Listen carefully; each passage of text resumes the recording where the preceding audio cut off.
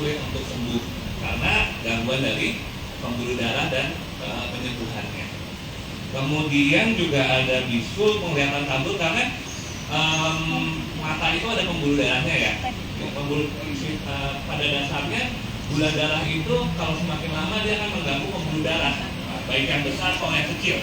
Salah satu pembuluh darah kecil yang kena biasanya di mata. Dari gejala awal mungkin mata nggak begitu kelihatan, lama-lama pandangan menyempit. Karena itu perlu untuk dipantau apabila pasien dengan gula ada gangguan penglihatan. Kemudian gampang ngantuk dan pada laki-laki impotensi. Oke. Kemudian slide selanjutnya, siapa saja yang berisiko untuk terkena diabetes? Di sini orang mikir bahwa terlalu banyak makan manis akan berakibat diabetes. Sebetulnya lebih kompleks dari itu karena proses terjadinya diabetes itu tidak hanya karena makan manis. Diabetes itu terjadi karena gabungan dari faktor genetik atau bawaan dari orang tua dan faktor lingkungan, yaitu satu makanannya. Nah, di sini makanan nggak selalu harus manis. Makanan yang berkalori tinggi, berlemak, itu akan menimbulkan resistensi insulin yang akan menyebabkan gula darah naik. Itu perlahan-lahan lama-lama gula darahnya akhirnya naik. Dengan makan manis gula darah makin naik juga. Jadi tidak hanya sekedar menghindari makanan manis, tapi juga harus mengerjakan yang lain juga. Makanan-makanannya harus lebih sehat. Faktor risiko yang lain ada berat badan yang besar, kemudian riwayat keluarga, umur di atas 45 tahun, tekanan darah tinggi juga salah satunya penyebab resiko untuk terjadi diabetes. Kemudian kolesterol tinggi, prediabetes, dan riwayat diabetes saat hamil. Ini adalah kondisi saat beberapa orang hamil itu akan menderita kondisi diabetes, gula darahnya akan naik pada trimester 2 dan 3. Itu bisa menyebabkan saat sudah keluar bayinya, diabetesnya bisa menetap. Itu salah satu faktor risiko. Kemudian, nah ini mengapa diabetes harus diobati dengan benar? Karena seperti saya bilang tadi, diabetes itu mengenai satu badan, pembuluh darah kecil dan pembuluh darah besar. Satu, kan kita tahu bahwa pembuluh darah ada di seluruh tubuh ya. Nah, pembuluh darah besar yang bisa terkena itu terutama pada otak, bisa terjadi stroke, kemudian pada jantung bisa terjadi serangan jantung, pembengkakan jantung. Kemudian pada pembuluh darah kaki, yang itu yang bisa kalau mungkin ada temannya kerabat yang kena gula kakinya hitam, itu salah satunya penyebabnya karena pembuluh darahnya tersumbat di bagian situ. Kemudian untuk pembuluh darah kecilnya yang bisa terjadi seperti tadi pada saraf-saraf tepi, saraf ujung sehingga baal. Kemudian bisa terjadi juga pada mata, gangguan penglihatan. Kita menyebut sebutan ilmiahnya adalah retinopati karena retinanya yang akan terkena. Yang selanjutnya juga terakhir yang biasa terjadi pada ginjal.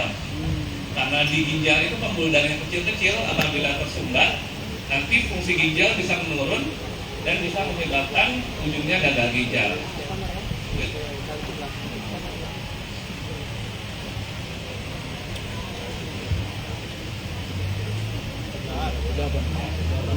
Kemudian bagaimana mendeteksi diabetes? Apabila sebetulnya disarankan kita kan medical check up sekitar 6 sampai 1 tahun sekali ya. Tapi mungkin bisa diperiksakan sesekali, terutama apabila orang-orang menderita faktor risiko yang tadi saya bilang, usia lanjut, merokok, kemudian tekanan darah tinggi, ada gangguan kolesterol. Itu paling tidak diperiksakan. Apabila sudah diberikan dinyatakan diabetes, akan bisa ditata laksana lebih cepat. Kemudian kapan seseorang dikatakan mengidap diabetes? Sebetulnya untuk mengidap diabetes selain gejala yang tadi ada patokan angkanya. Biasanya gula darah puasa di atas 126 atau gula darah setelah makan 2 jam di atas 200, atau gula darah di atas 200 satu kali disertai dengan gejala-gejala khas yang tadi saya bilang. Ada haus, kemudian suka makan dan suka bunyi. Kemudian pengobatan seperti yang orang sudah tahu ya, pencegahan itu lebih baik daripada pengobatan. Untuk pencegahan sendiri tadi beberapa bisa kita lakukan, terutama dengan mengubah gaya hidup. Karena apabila kita memang punya keturunan, itu bukan sesuatu yang bisa kita ubah, itu rezeki dari atas ya. Kalau misalnya faktor resiko yang lain seperti yang tadi saya sampaikan, bisa juga seperti membatasi makan. Makan yang disarankan itu seimbang ya. Zaman sekarang nggak ada lagi yang namanya 4 sehat 5 sempurna. Karena susu itu sudah berlemak, mungkin pada anak-anak boleh lah kita kasih. Tapi kalau kita seumuran ke atas, ya itu jangan pakai susu lagi. Sudah makan nasi, sudah pakai lauk, sayur, buah tambah susu. Itu kalorinya sudah cukup buat 1 hari. Ya. Kemudian yang kedua, aktivitas fisik. Ini disarankan paling tidak olahraga 150 menit per minggu. Atau kalau kita terjemahkan, paling tidak 5 kali sehari, 5 kali seminggu, masing-masing 30 menit. Sebetulnya gampang-gampang susah untuk memulainya, biasanya yang paling susah. Kemudian gaya hidup lainnya yang harus dibatasi, merokok dan alkohol. Alkohol itu disarankan sebetulnya dikurangi maksimal 1-2 porsi sehari. Porsi itu kalau di sini pasti ada yang minum alkohol ya. Kalau alkohol itu bir 1 kaleng dianggap 1 porsi, maksimal itu 1, itu maksimal ya. Kalau gelas anggur yang kecil nggak penuh tadi ya, anggur kan gede ya, 1 sloki lah tadi ada yang mungkin pengalaman.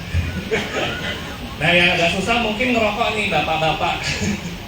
Ya, merokok ini tidak ada jatahnya, tidak boleh. Kalau sudah ada apalagi sudah ada penyakit, rokok itu harus berhenti, nggak ada minimalnya. Kemudian yang terakhir apa ya?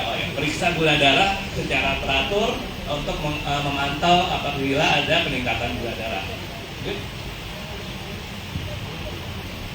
Kemudian apabila sudah diabetes bagaimana? Ya tadi pilar diabetes itu 5. Yang pertama edukasi. Edukasi seperti ini memahami bahwa diabetes itu bisa dikontrol. Diabetes tidak bisa disembuhkan total, tapi bisa dikontrol. Banyak pasien saya yang sudah terkontrol sampai nggak perlu minum obat. Itu namanya terkontrol, bukan sembuh. Kemudian yang kedua, tadi olahraga 150 menit seminggu. Kemudian diet yang baik, pembatasan makanan. Makan orang diabetes dibilang saya tidak bisa makan ini, apa pantangannya? Kalau saya bilang sama pasien sebetulnya tidak banyak pantangannya, hanya saja jumlahnya yang dibatasi. Nasi, mau nasi putih, mau nasi kuning, hitam, coklat, merah, itu semua kalorinya sama, meskipun penyerapannya berbeda. Jadi jatahnya itu cuma 1/4 dari piring. Jangan 1 piring pakai tumpuk tingkat 3 ya. Nah, setengahnya adalah sayur. Sayurnya ini sayur yang hijau dan tidak berkalori. Bukan sayur kentang, bukan sayur jagung. Sayur itu sayur ya, buncis, kangkung, bayam, wortel, jamur itu boleh. Tapi yang tadi enggak ya. Kemudian yang lauknya adalah 1/4. Kalau bisa dagingnya atau ayamnya misalnya yang tidak banyak lemaknya, kulitnya dikasih piaraan lah atau siapa ya. Kemudian yang selanjutnya adalah obat-obatan. Ini nomor 4 pilar itu pilar memang sudah terkena diabetes, obat-obatan sudah diperlukan. Kemudian yang terakhir adalah pemantauan gula darah secara teratur. Apabila pasien sudah diabetes, kita harus mengajarkan pasien gimana caranya mengecek gula darah secara mandiri di rumah. Apabila tiba-tiba tinggi, tiba-tiba ngedrop, biar ketahuan. Oke? Oh itu saja untuk diabetes, langsung kita ganti yang hipertensi. Ada yang hipertensi di sini? Ya, saya juga turunan hipertensi. Hipertensi ini lebih umum, orang ngerti lah hipertensi, tekanan darah tinggi. Definisinya itu di atas 130 itu sudah masuk ke hipertensi. Jadi yang normal itu di bawah 130. Kalau normal optimal malah di bawah 120/90. Kemudian ini untuk tekanan darahnya harus diperiksakan paling tidak 2 kali dalam jangka waktu Jadi kalau misalnya berobat, misalnya habis lari-lari, habis dengar kabar gak enak, tensinya naik 150, saya besoknya turun, itu sebenarnya belum termasuk darah tinggi, karena bisa berubah-ubah. Tekanan darah memang tergantung aktivitas, makan, emosi dan lain-lain ya.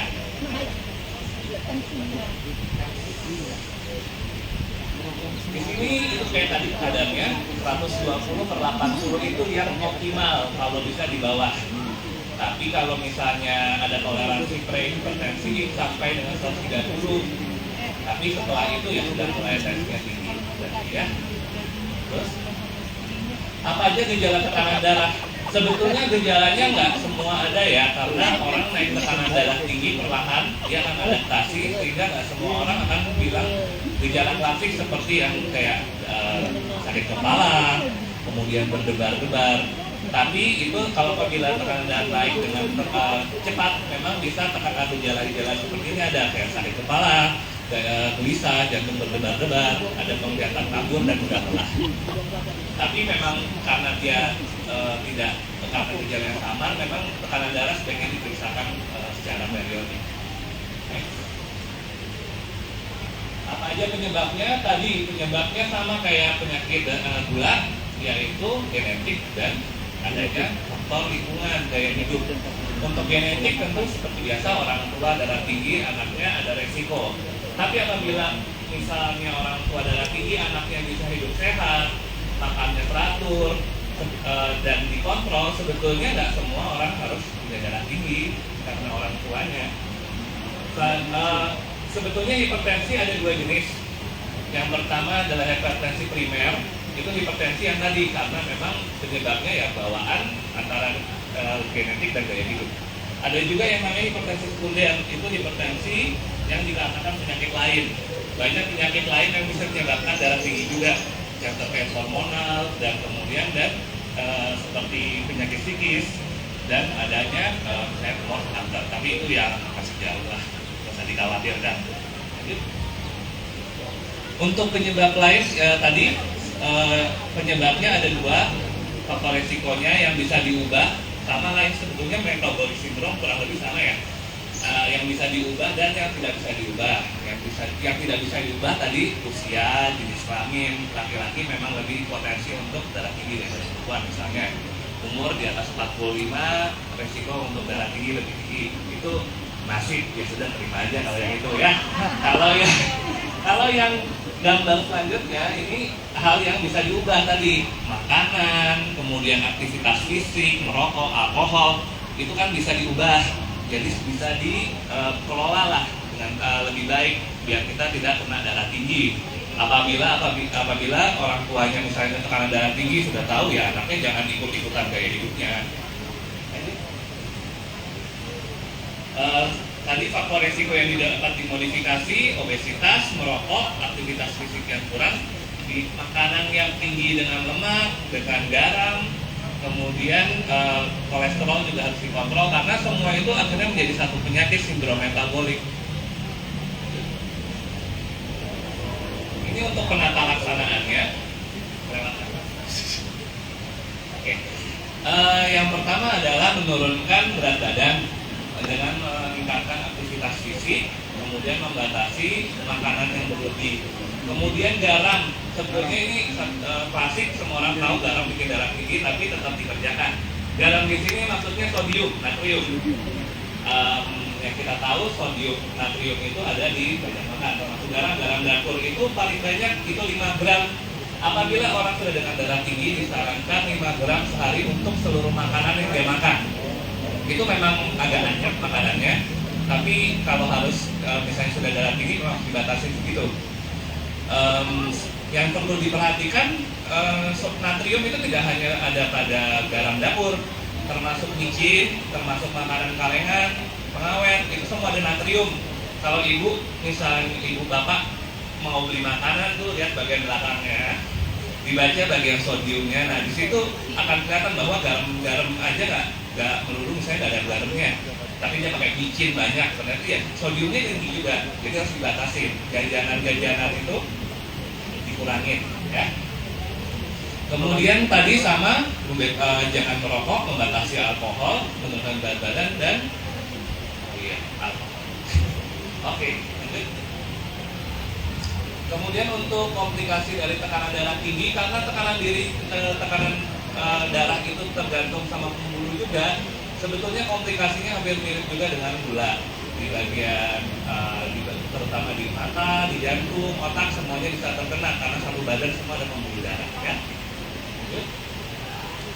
Untuk pengolahan tadi hidup sehat, mengurangi asupan garam sejumlah dari 5 gram paling banyak dalam sehari, menghindari stres, ini yang paling gampang diucapkan, sulit untuk dilakukan.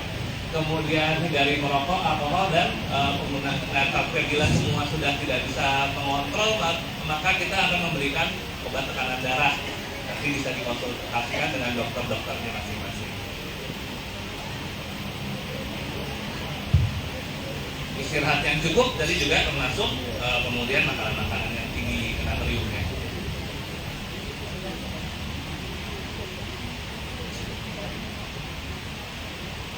Tadi juga mungkin sedikit disampaikan mengenai kolesterol dan asam urat. Saya kebetulan nggak membuat presentasinya karena baru dimintakan. Yang kolesterol sebetulnya sama asam urat sebetulnya semuanya sama. Dia termasuk dalam sindrom metabolik. Asam urat, tekanan darah tinggi, kemudian resistensi insulin, gula tadi, itu semuanya adalah sindrom metabolik. Bagaimana semuanya sama, genetik membawa faktor risiko, dan dua adalah gaya hidup. Intinya adalah dengan mengelola gaya hidup dan misalnya kita bisa menurunkan faktor risiko untuk terjadinya penyakit-penyakit yang terkait dengan sindrom metabolik tersebut. Untuk lebih jelas mungkin nanti bisa ditanyakan langsung ke kita saat tanya jawab ya. Demikian, terima kasih atas perhatiannya. Beri tepuk tangan yang meriah untuk Dr. Alexander. Selanjutnya kita menjelaskan tentang gangguan keseimbangan yang biasa disebut vertigo dan nyeri punggung bawah, akan dijelaskan oleh Dr. Reni Hutauru. Untuk Dr. Reni, saya persilakan dan berikan tepuk tangan yang meriah.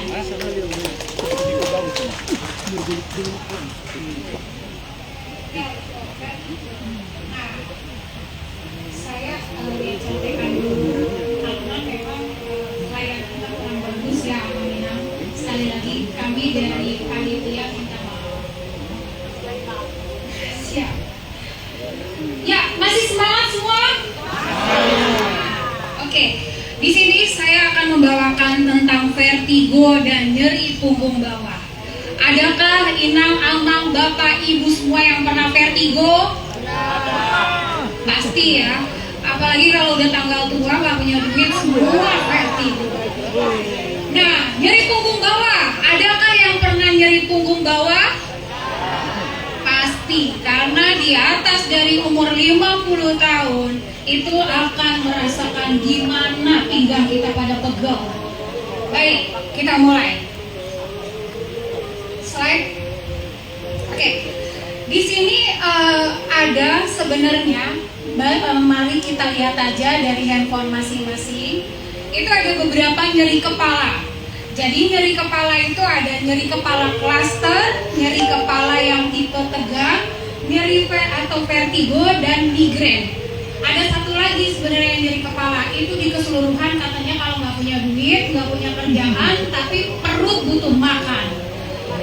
Nah, sakit kepala cluster itu adalah sakit kepala yang menusuk sekali. Itu bisa di sebelah kiri atau kanan, dan dia sampai air mata keluar dan mata merah. Nah, itu biasanya adalah sekitar 30 menit sampai 60 menit. Dan itu luar biasa sakit. Dan biasanya obatnya cuma satu, kita kasih oksigen aja. Dan itu memang pada pasien bawaan. Jadi dia bukan yang baru-baru dapatnya, tapi biasanya udah lama. Nah, sementara kalau nyeri yang tegang, itu dia nyeri seperti diikat. Kepala terasa kayak diikat seperti diikat kain lah, ikat karet lah. Pokoknya kita sebutnya adalah tension headache. Nah, tension headache itu dia biasanya seperti tertindih sekitar 30 menitan, habis itu hilang. Dan yang berikutnya adalah sakit migrain. Itu adalah nyeri kepala sebelah. Bisa sebelah kiri, bisa sebelah kanan, tapi tidak pernah keduanya. Kalau keduanya kita sebut sebagai tension headache atau kepala tegang. Ya, itu sementara untuk vertigo sendiri itu adalah gangguan keseimbangan atau nyeri kepala yang berputar. Kita sendiri kalau buka mata melihat sekeliling kita muter, atau itu kita sendiri sendiri yang muter-muter kayak di kapal laut. Nah, itulah vertigo, khas banget. Nah, sekarang slide. Nah, di sini juga kita bisa lihat penyebab vertigo tuh sebenarnya ada dua. Jadi perifer atau sentral. Sebenarnya di kita dokter saraf itu semakin sering vertigonya kambuh, semakin gejalanya hebat, itu adalah semakin aman buat kitanya, tapi bukan buat pasiennya. Karena itu pasti adalah bagian perifer. Dia di telinga, bisa di mata, bisa di sinusitis. Tapi kalau dia rasanya seperti kayak di dalam kapal laut, dia sama buka mata dan tutup mata, baru pertama kali tensi cenderung naik, maka itu adalah harus hati-hati karena dia pasti stroke di cerebellum. Ya, jadi tidak semua stroke itu harus lumpuh sebelah, harus koma, harus tidak bisa ngomong, harus tidak bisa menelan. Tapi ada stroke yang hanya kesemutan sebelah badan dan misalnya itu tadi cuma vertigo. Jadi saya punya pasien itu di rumah sakit, dia muntah-muntah terus, Akhirnya apa? Datangnya ke bagian penyakit dalam, teman-temannya dokter Alex. Ya, terus dia juga punya riwayat melena. Melena itu adalah buang air besarnya berdarah. Nah, udah diobatin, dikasih PPI, dikasih obat semua jenis yang untuk muntah ya. Nggak sembuh-sembuh, akhirnya dokter penyakit dalamnya nyerah, kasih ke neurologi karena ada gangguan keseimbangan. Terus pada saat kita periksa, ternyata dia punya nystagmus. Nah, jadi matanya itu bergerak terus, nggak bisa diam. Terus dia ada kecenderungan naik darah tingginya, maka kita coba untuk MRI. Dan ya betul, ternyata dia adalah stroke di cerebellum. Ya, jadi kadang-kadang gejalanya ringan, tapi ternyata itu penyakit yang berat. Nah, yang berikutnya itu adalah dia vertigo yang ringan itu adalah di perifer telinga. Jadi kalau amanginang Bapak Ibu yang suka korek-korek telinga, saking nikmatnya, hati-hati. Dia bisa nanti tiba-tiba vertigo. Jadi datang ke THT, datang ke saraf nggak sembuh-sembuh, karena udah sembuh dikit korek lagi telinganya. Karena nikmat sambil melek-melek ya. Nah, terus ada lagi dia adalah penyakit Meniere. Meniere itu adalah di mana kelenjar atau dia itu cairan di telinga tidak bisa keluar. Jadi itu dia biasanya akan diikuti oleh tinnitus. Tinnitus itu adalah telinga berdenging dan telinga tuh terasa penuh. Ya, jadi mau obat apapun itu biasanya diminum nggak mempan. Ya, jadi telinga tuh kayaknya nggak enak terus nih. Nah, satu doang sih sebenarnya obatnya, bolongin telinganya. Tapi ada nggak di sini amanginang yang mau dibolongin telinganya? Nah, jadi kita dokter saraf dan dokter THT kalau udah menemukan Meniere disease cuma satu, berdoa dia itu nggak muncul dan hindari dietnya. Nanti kita akan sebut di sini ya. Oke, next. Nah, di sini ada kita sebut gejala vertigo apa aja sih? Pertama, dia pusing atau sensasi berpusing atau berputar, gangguan pandangan tuh sering blur. Jadi kalau ngeliat, nih udah ganti kacamata bolak-balik nggak sembuh-sembuh. Nah, kemungkinan itu adalah gejala vertigo yang kapan saja bisa muncul. Terus kesulitan berbicara, biasanya kita menemukannya adalah slur speech atau dia kalau ngomong cadel, atau kalau ada yang nyangkut di tenggorokan kalau mau ngomong. Terus dia kadang suka nggak jelas ngomongnya dan keringat dingin. Ya, gangguan keseimbangan, terus keringat dingin, ketidakseimbangan, otot kayaknya lemah, kayak mau jatuh. Kadang ada yang mau pingsan. Terus mual, muntah. Terus kesulitan menelan, telinga berdenging. Jadi kondisi itu harus diwaspadai karena apa? Karena berisiko untuk vertigo. Jadi jangan pada saat beraktivitas terus ada kondisi itu aman-inan semua itu langsung tetap bekerja, karena dia bisa vertigo terutama kalau ganti posisi leher. Jadi hati-hati. Next. Nah, Di sini hampir sama, cuma saya sebenarnya memberikan gambar-gambar supaya menarik, tapi karena tidak kelihatan di slide, nanti bisa dilihat di handphone Amang dan Inang. Dan di sini kenali vertigo dan cara penanganannya. Berdasarkan data Kemenkes, insiden tahunan untuk vertigo itu adalah 1,4%. Sementara usia dewasa 18 sampai 79 tahun itu meningkat jadi 7,4%. Nah, pada vertigo sentral yang disebabkan oleh infar, angka mortalitas berarti kematian ya, itu mencapai 7%, bahkan 17%, karena dia misdiagnose. Jadi orang vertigo ternyata dia stroke, terus nggak diobatin bener, pasiennya meninggal. Gawat ya Inang ya, padahal simple, tinggal datang aja ke dokter saraf. Nah, slide. Nah di sini terus slide. Nah di sini ada faktor resiko dari vertigo. Jadi saya bacakan, usia di atas 50 tahun pasti beresiko untuk vertigo berulang. Jenis kelamin, wanita lebih banyak. Wah, saya juga wanita. Hati-hati kita wanita ya. Kenapa? Perubahan hormon. Jadi perubahan hormon itu sangat berperan terhadap terjadinya vertigo. Jadi siklus menstruasi, kehamilan, dan menopause itu adalah hal-hal yang menyebabkan orang sering menjadi gangguan atau terjadi vertigo. Riwayat cedera kepala. Nah, ini kebetulan saya ngambil subepilepsi, subspesialisnya. Banyak sekali yang datang ke saya itu gejalanya vertigo dengan obat apapun tidak sembuh, ternyata dia epilepsi. Ya, tidak semua pasien epilepsi itu dia kejang-kejang. Infeksi telinga dan riwayat operasi telinga. Penggunaan obat-obat tertentu seperti obat anti kejang, anti hipertensi. Mungkin nanti kalau ada pertanyaan bisa tanya sama dokter Randy atau dokter Alexander, obat apa aja sih anti hipertensi yang bisa berisiko untuk vertigo, biar kita nggak salah ambil obat, tidak salah untuk minum obat. Antidepresan, aspirin, terus dia juga yaitu yang bisa memicu untuk vertigo. Dan riwayat ternyata dia juga ada loh riwayat keturunan, terutama pada pasien dengan penyakit Meniere disease yang tadi saya bilang. Dia tuh udah penuh telinganya, gangguan keseimbangan, ternyata dia bisa menurunkan ke bawahnya, ke anaknya, ke cucunya.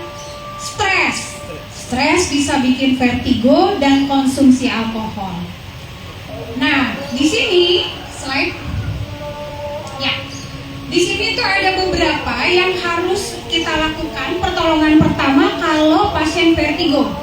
Jadi kalau vertigo yang harus dilakukan itu adalah pertama duduk seperti ini, itu dia tegak. Ya, tegak, tempel ke tembok atau ke kursi yang ada bantalan atau ada senderannya. Jangan jangan tutup mata, buka mata. Karena kalau begitu kita tutup mata, maka kita langsung goyang. Ya. Terus coba untuk fokus melihat ke depan. Jadi kalau siapapun yang berisiko untuk vertigonya dia sering kabur, lakukan ini. Karena kalau enggak, dia bisa lanjut muntah-muntah atau dia langsung sempoyongan dan jatuh. Ambil nafas dalam, terus dia keluarkan pelan-pelan. Ya, jangan panik. Karena kalau semakin panik kita nggak bisa berpikir. Nah, itu yang harus Bapak Ibu lakukan. Saya nggak banyak ngomong karena nanti yang ketiga untuk terapi ya. Karena nanti yang ketiga teman kita akan melanjutkan untuk tata laksananya.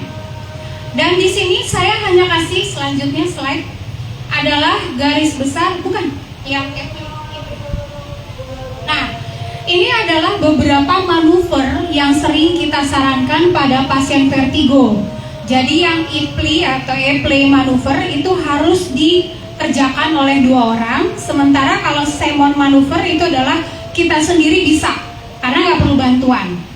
Ya, oke. Slide. Selanjutnya itu untuk vertigo. Selanjutnya nyeri punggung bawah. Nyeri punggung bawah. Amang Inang siapa yang pernah ngerasakan nyeri punggung bawah? Nah, semua pasti ya. Nah, ya, Jadi nyeri punggung bawah, slack, semua pasti, terutama yang sering mengendarakan sepeda motor, ya, pernah jatuh 10 atau 20 tahun yang lalu. Terus dia gejalanya, kalau kita lihat di handphone masing-masing, ini adalah pemetaan dari saraf, ya. Jadi ada orang yang bilang, "Dok, tangan saya suka gemeteran, dok, kaki saya suka gemeteran." Yang difoto mintanya kaki. Nggak ada, karena saraf di kaki itu dari pinggang, saraf di tangan tuh dari leher, ya. Jadi makanya pada saat dia datang dengan keluhan itu, kita nggak pernah tuh fotonya di area yang diminta, ya. Jadi seperti contohnya slide. Nah, ini kalau kita lihat sarafnya dia itu yang kejepit adalah di bagian pinggang, tapi yang sakit di bagian bokong, di bagian paha, di bagian betis. Nah, itu adalah saraf sciatica, di mana yang berjalan adalah di tulang belakang, bukan di bagian bokong, bukan di bagian betis. Jadi yang kita fisioterapi biasanya adalah pinggangnya, bukan bokongnya. Entah mana lah itu, gimana kalau fisioterapi di bokong, ya. Jadi di sini nanti ada beberapa gambar yang kira-kira pemetaannya itu adalah saraf-saraf yang terkena, ya. Nah, slide ini yang paling penting. Karena kenapa paling penting? Saraf dari ujung rambut sampai ujung kaki itu dia bisa menyebabkan mata bermasalah, telinga bermasalah, perut bermasalah, pencernaan bermasalah, dan untuk dia itu kelamin. Kalau perempuan susah nahan kencing, ya. Jadi tiba-tiba udah nahan mau ke kamar mandi, tiba-tiba blud, aduh udah kencing di celana, ya. Kalau laki-laki itu biasanya bisik-bisiknya sama saya, Pak, "Dok, saya udah nggak bisa lagi nih nyenengin istri saya. Keinginan ada, tapi kok kenapa ya? Saya udah coba, terus habis itu, ya dok, tahu kan?" Nah, pada pria kondisi itu adalah kondisi yang mungkin harga diri, ya. Jadi saya bilang, "Oh ya sudah Pak, tunggu, Bapak stres nggak?" "Enggak dok." "Bapak pernah jatuh nggak?" "Pernah dok, jatuh duduk dari ketinggian 2 meter. Nah, tulang belakangnya yang kena." Jadi kondisi LBP ini atau low back pain atau nyeri punggung bawah itu bisa ke bagian sini ke sini. Kalau yang tadi saya sebutkan itu lebih ke bagian atas.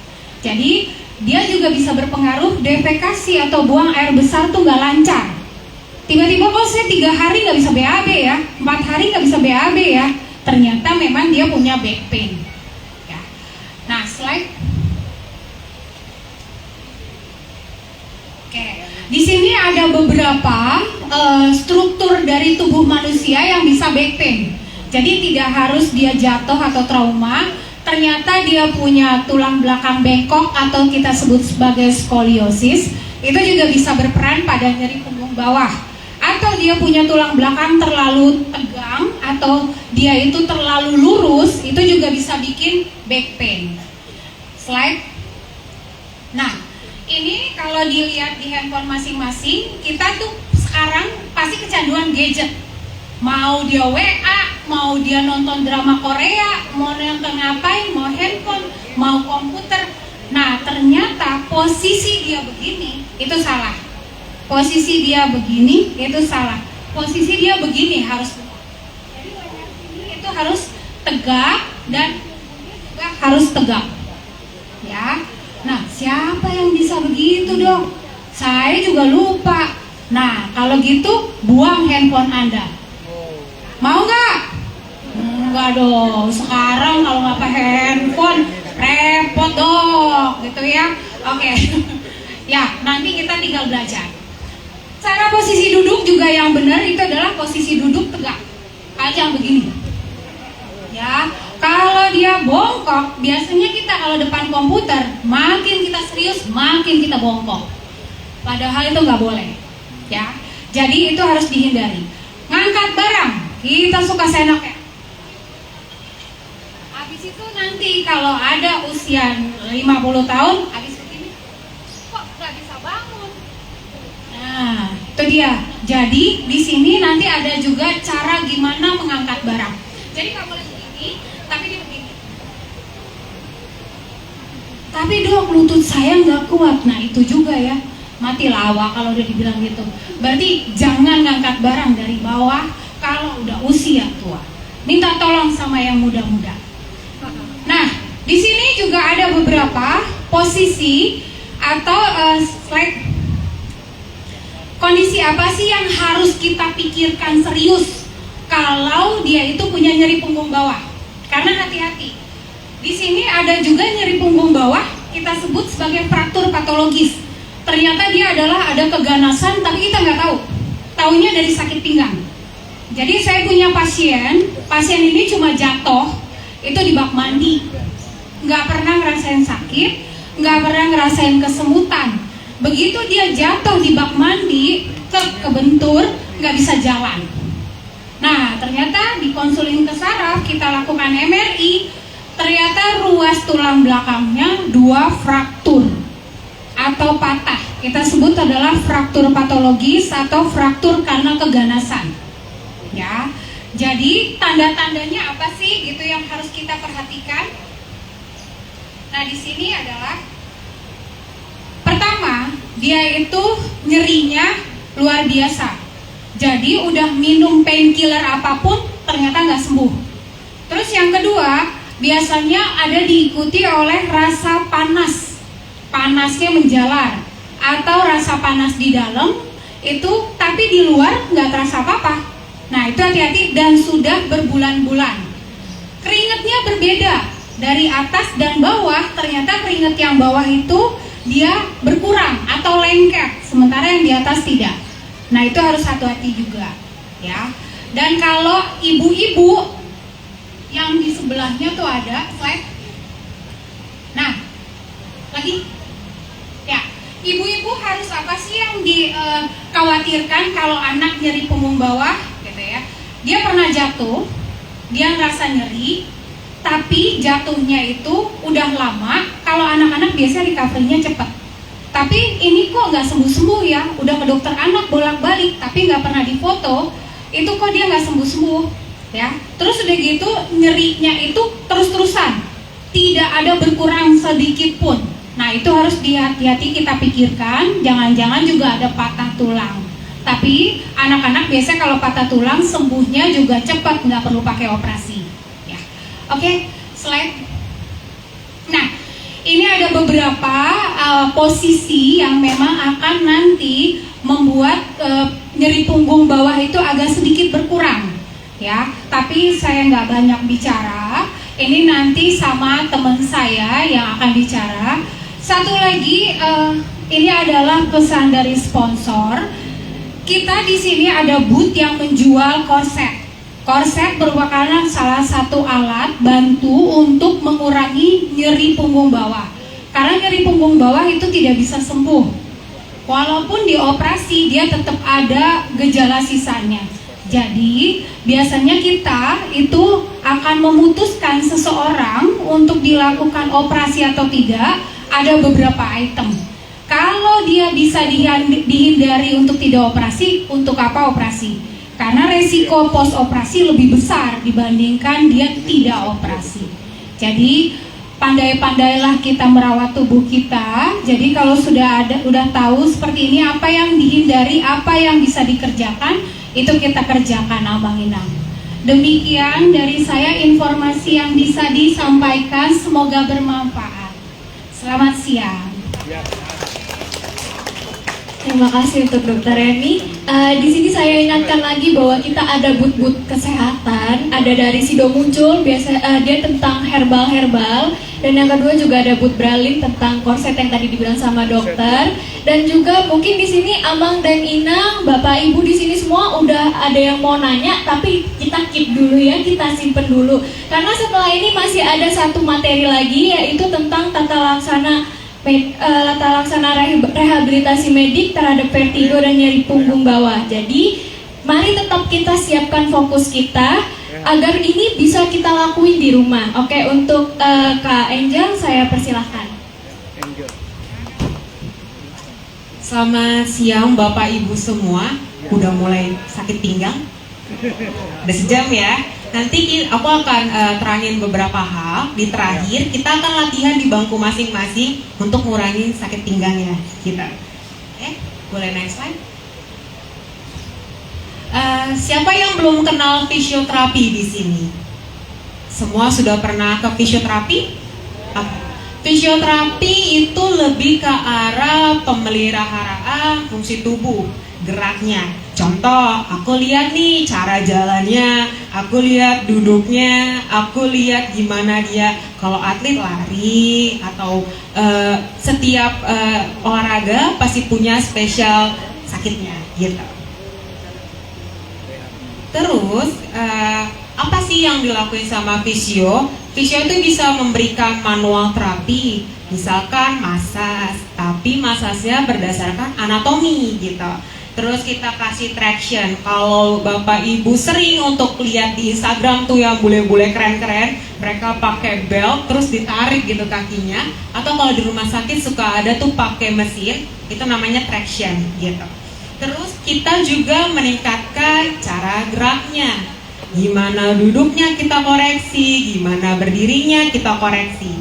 Kita juga pakai peralatan yang dipanasin, yang diulek ya, yang dikasih setrum-setrum. Terus kita juga nanti kasih exercise, kasih edukasi. Apa sih yang Bapak Ibu ini harus lakukan supaya back pain-nya berkurang. Next. Vertigo. Tadi udah dijelasin sama Dokter Reni mengenai vertigo. Vertigo ini agak khusus, harus pergi ke dokter saraf atau dokter THT untuk make sure, untuk pastiin dia kenapa. Kalau misalkan dia vertigo karena stres, karena tension headache atau kayak lehernya kencang, itu bisa ke fisio. Jadi ototnya dulu yang ditangani, baru bisa balik lagi ke dokter. Tapi kalau misalkan dia karena ada masalah di gangguan otaknya atau di dalam telinganya, itu harus pergi ke dokter saraf atau dokter THT atau fisio khusus vertigo gitu. Jadi latihan di rumah bisa nggak sih? Tergantung dari penyebabnya apa gitu. Karena nggak bisa sembarangan gitu. Kalau tadi ada di PPT atau ada di HP, itu kan dibolak-balik ya gerakannya. Itu tergantung posisinya harus seperti apa. Jadi kalau di sini aku nggak bisa tunjukin gimana posisinya, aku salah aplikasi gitu. Lanjut.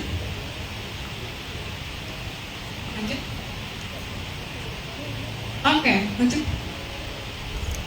Low back pain atau sakit pinggang. Sakit pinggang itu ada yang orang bilang diskusnya, herniatitis, ada yang karena pegel, ada yang karena banyak banget penyebabnya. Tapi fisioterapi itu akan mengupas masalah yang dimulai dari gejala paling ringannya. Apa sih orang masalah yang paling tertingginya ketika merasakan nyeri? Nyeri itu sangat mengganggu dan orang nggak bisa ngapa-ngapain. Apa sih yang bikin dia nyeri? Mungkin ototnya yang terlalu kencang, mungkin dia sarafnya ngejepit. Hal-hal yang superficial yang di permukaan itu yang pertama kali fisio akan melakukan perawatan. Setelah misalnya ototnya udah enakan nih, udah lebih lembek gitu, baru bisa kita kasih latihan. Kalau misalnya dikasih latihan tapi nggak ditanganin nyerinya, itu sama aja kayak nyuruh anak kecil nangis terus kayak disuruh gitu. Nggak akan mau badannya, bukan orangnya, badannya responnya. Gitu. Pemeriksaan fisioterapi. Fisio itu dari Bapak Ibu masuk ke dalam ruangannya akan dilihat bagaimana cara jalannya. Aku minta tolong Bang Martin untuk maju ke depan.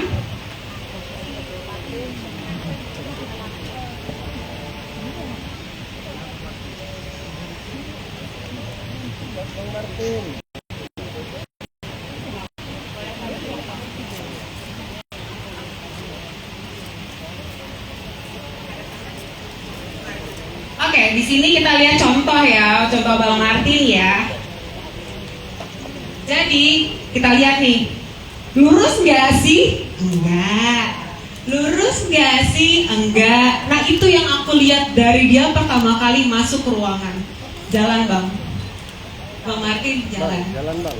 Kita visio bisa lihat, oh jalannya gitu tuh, otot apa nih yang kencang, otot apa nih yang lemah, apa nih dia masalahnya. Dari situ, itu tahap pertama. Tahap kedua, boleh duduk lagi bang. Tahap kedua kita akan periksa pegang, touch. Kita akan rasain ototnya itu kencang apa enggak. Terus gejala sarafnya kemana aja sih? Yang tadi disebut sciatica itu ada di bawah. Sciatica itu ada di bawah piriformis, otot. Bayangin kalau misalnya ototnya kencang, itu akan dijepit ke sarafnya. Sarafnya turun ke bawah. Bayangin sungai. Sungai kalau misalnya banyak sampah, pasti jalannya terhambat. Sama seperti kalau kita punya jepit, dimanapun di badan kita pasti terhambat. Nah itu yang dibilang sciatica, piriformis syndrome, sakit pinggang yang rasanya tuh ke kaki gitu. Terus gerakan, cara gerak. Boleh lagi? Contoh, aku akan suruh pasienku untuk bungkuk ke depan. Ada sakit pak? Naik bang? Gak ada. Ke belakang, lalu udah cukup. Ke samping, ya. Tergantung dari apa yang dikeluhin. Misalkan ke belakang nih, sakit, apa nih? Ada di sacroiliac joint, tulang ekor dengan si spine-nya. Kalau ke depan, wah apa nih? Wah sarafnya nih jangan-jangan yang kejepit. Nah hal-hal kayak gitu akan diperiksa sama fisioterapisnya. Lanjut, duduk bang. Thank you. Next. Nah, ada banyak jenis orang berdiri. Ada orang yang berdirinya begini. Kalau begini, bayangin pinggangnya berarti memendek dong. Ototnya berarti memendek dong. Gimana coba caranya nutrisinya masuk kalau ototnya memendek? Pegal. Ada yang orang tuh gini. Bayangin betapa sampainya punggungnya. Kita punya center of gravity. Jadi turunnya gravitasi harusnya pas di tengah. Pas di tengah sini. Tapi kalau kita begini, berat kepala ditanggung sama pundak. Nah itu yang terjadi, makanya sakit pinggang gitu. Duduk bang, coba sini bawa bangku. Ya, thank you. Peragain gimana bang Martin main HP.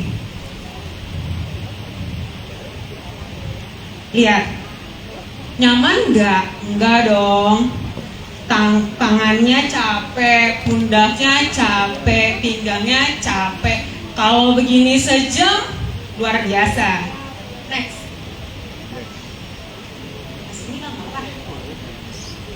Oke, di fisio itu ada kita punya alat latihan yang kita sering lihat di gym-gym itu, dan kita punya elektroterapi. Lanjut? Belum. Manual terapi tadi yang aku sebutin ada massage, ada traction, action yang keren-keren visio di Instagram itulah semua. Kita gimana manipulasi supaya sendinya itu lega. Kan selama ini kalau duduk kan begitu aja, kita bikin supaya dia tegak. Lanjut. Nah, pinggang. Aku sering banget dapat pertanyaan dari pasien, enaknya kompres hangat atau kompres dingin ya? Dingin itu lebih enak di tempat yang inflamasi atau radang. Contoh, lutut, contoh, ankle, pundak, itu sukanya dingin. Kalau pinggang, leher sukanya hangat. Kenapa? Karena ototnya tegang. Butuh hangat supaya pembuluh darahnya terbuka, jadi lebih rileks. Gitu. Dan korset lumbal supaya ada penyangga tubuhnya. Next. Tapi puji Tuhannya, Tuhan tuh dong kita ngasih sempurna loh. Kita punya korset alami di badan kita. Jadi bang. Oke, Bapak Ibu semua, secara anatomi core muscle itu bayangin kubus. Kita punya otot depan, rectus abdominis. Kita punya otot samping, obliquus. kita punya otot bawah. Kalau yang sering dengar Kegel exercise atau pelvic floor, kita punya otot belakang erector spine, dan atas kita punya diafragma. Gitu. Buat bapak ibu yang perutnya ngerasa gede, ada dua kemungkinan, memang begitu atau core-nya lemah. Gitu. Core lemah ini, bayangkan tenda ini semua kan besi ya. Satu aja tenda ada yang terbuat dari kertas, tumbang. Nah, begitupun perut kita. Kita butuh untuk exercise perut. Terus yang kayak mana Angel? Plank bagus gak sih? Di dunia modern, sekarang kita lebih baik gerakan yang dinamis. Makanya aku saranin Bapak Ibu untuk pergi ke personal trainer gitu, untuk minta latihan. Kecuali kalau Bapak Ibu punya back pain yang lumayan serius, pergi dulu ke dokter gitu.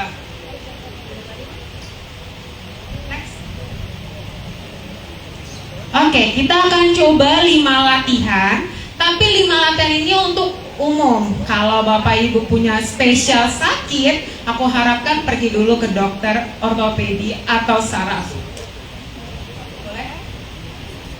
Kalau di belakang nggak kelihatan, Bapak Ibu boleh berdiri ya. Soalnya tadi planningnya di panggung, kita di bawah ya.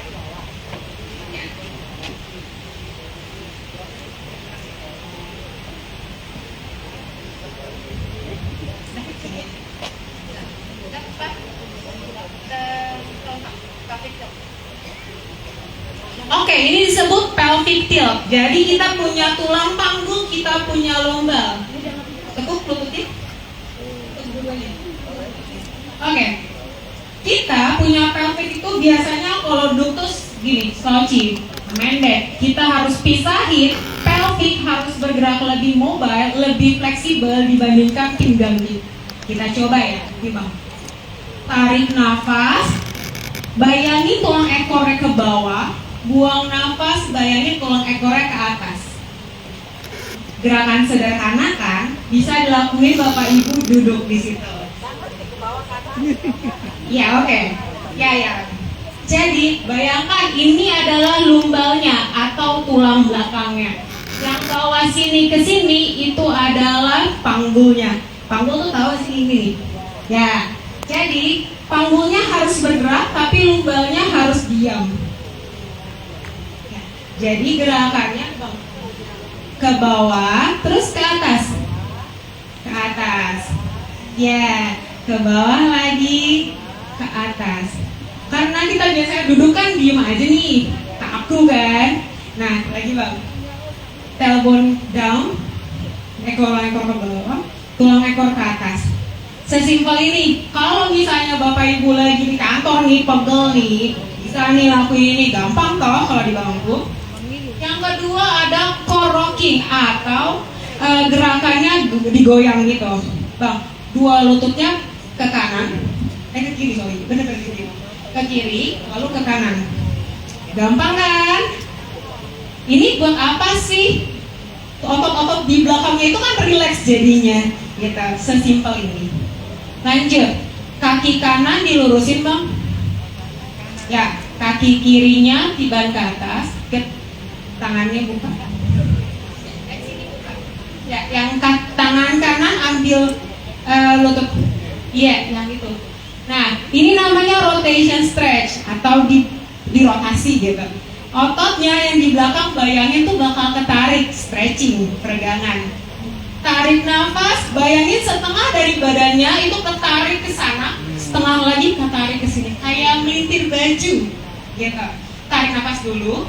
Buang baru, reach ke sana, reach ke sini. Itu enak banget sih.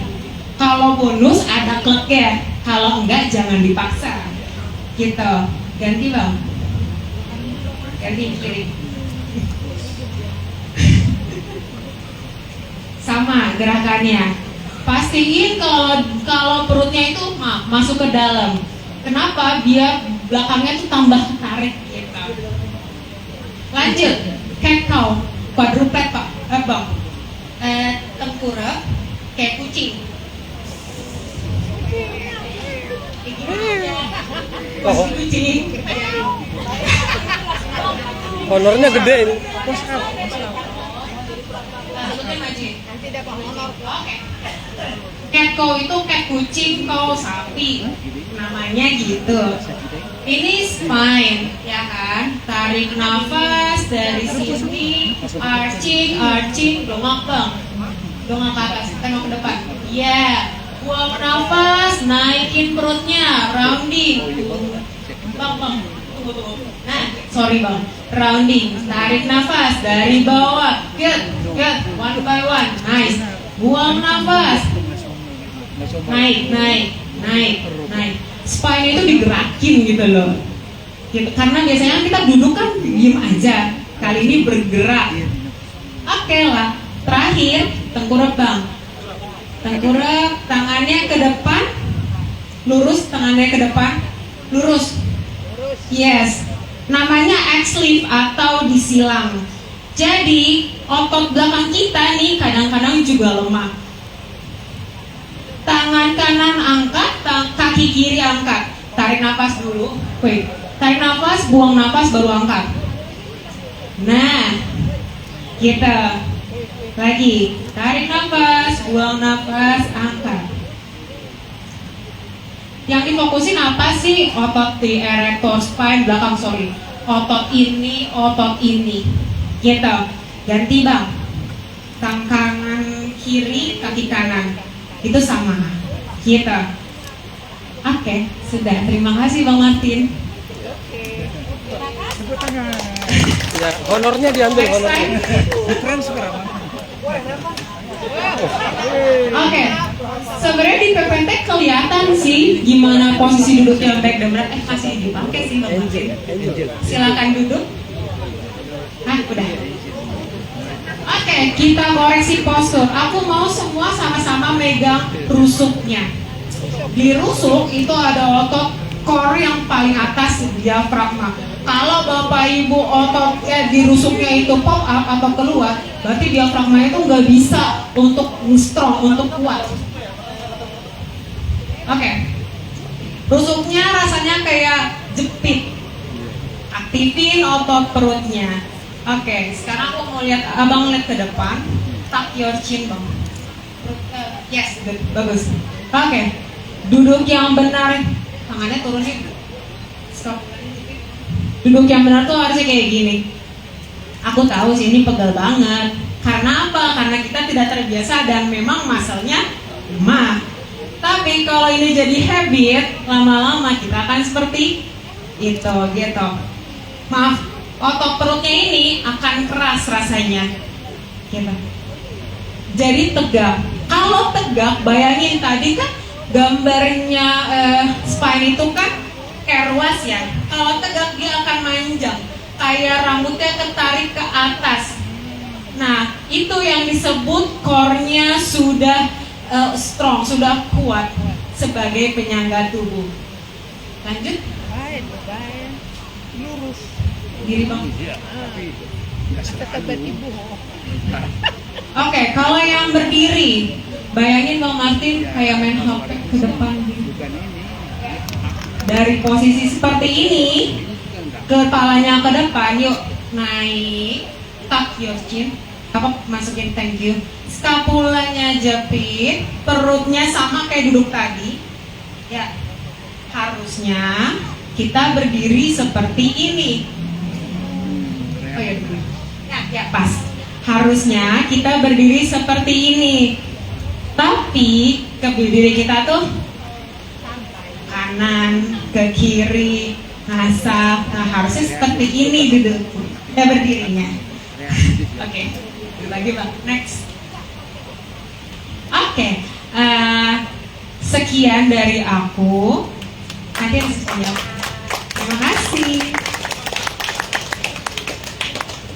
Mari kita berikan tepuk tangan meriah kita untuk tiga narasumber hebat kita. Tadi udah dijelasin tentang diabetes itu apa, hipertensi itu apa, vertigo itu apa, nyeri punggung bawah, sampai kita diajarin gimana sih cara tata laksana medisnya kalau kita lagi di rumah. Nah, Bapak Ibu di sini kita lanjut ke sesi tanya jawab. Tadi yang saya bilang sesi tanya jawab ini kita ada bingkisan buat 20 orang. Bingkisannya sangat-sangat menarik. Jadi jangan malu-malu untuk bertanya. Mau yang muda-muda boleh nanya. Siapa tahu yang muda-muda disampaikan oleh dokter. Sebelum itu saya akan minta dari beberapa audiens di sini untuk menanyakan tentang tadi yang disebutkan tentang penyakit diabetes mellitus, hipertensi, sama asam urat dan kolesterol. Untuk itu boleh saya minta tinggi-tinggi angkat tangannya? Oke, karena banyak banget, tentu saja bingkisannya juga banyak banget. Jadi jangan takut, mau 20 lebih yang nanya juga kita sangat-sangat menerima itu. Oke, sebelumnya saya mau minta dari Inang Pendeta dulu untuk memberikan pertanyaannya. Ya, Dok, terima kasih saya diizinkan duluan. Pertama kepada Bapak Alexander, Dokter Alexander. Dokter, apa kaitannya seorang pemarah sering disebut darah tinggi? Apa ada kaitannya seorang yang suka marah itu dengan darah tinggi? Kalau nggak ada, tolong juga dijelaskan kenapa rumor itu begitu familiar. Kedua, apa cara supaya lebih alamiah menurunkan tensi? Saya ada dengar, saya lihat-lihat di YouTube, katanya puasa itu adalah salah satu cara yang paling aman untuk menurunkan tensi. Mohon dijelaskan nanti dokter ya. Itu buat satu lagi dokter. Kebenaran anak saya overweight, umur masih di bawah 17 tahun waktu itu. Dia punya tensi 190 pernah. Terus saya panik, kemudian kasih obat dan fluktuatif.